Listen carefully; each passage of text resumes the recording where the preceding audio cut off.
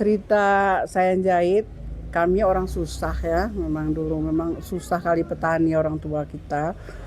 Semenjak saya kelas 6 SD, ibu saya pertama di Bebeseni menjahit kerawang. Dia diklatkan ke Jakarta oleh perindustrian tahun 83. Tahun 83. Terus ibu saya mengembangkan, mengajar ibu-ibu yang nggak ada kerjaan, kan ada duduk-duduk depan rumah dipanggil, ayolah jahit ke sini, biar ini bisa buat tas segala macam, biar jangan jadi duduk-duduk aja siap dari sawah kan gitu.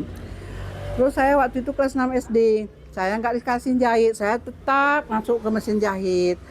Jadi saya dilarang, kamu masih sekolah jangan pegang mesin nanti rusak karena mesin kami cuma satu.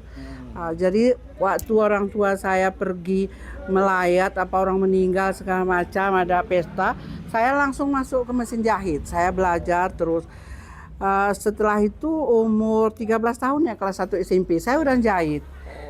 Pas ibu saya pulang dari Banda Aceh, dia bilang, ini siapa yang jahit? Udah banyak segini kan. Setiap pulang sekolah saya yang jahit. Alhamdulillah dari semenjak itu saya nggak pernah lagi minta uang belanja dari orang tua. Biaya sekolah segala macamnya itu kebutuhan sehari-hari bisa alhamdulillah kita sampai detik ini.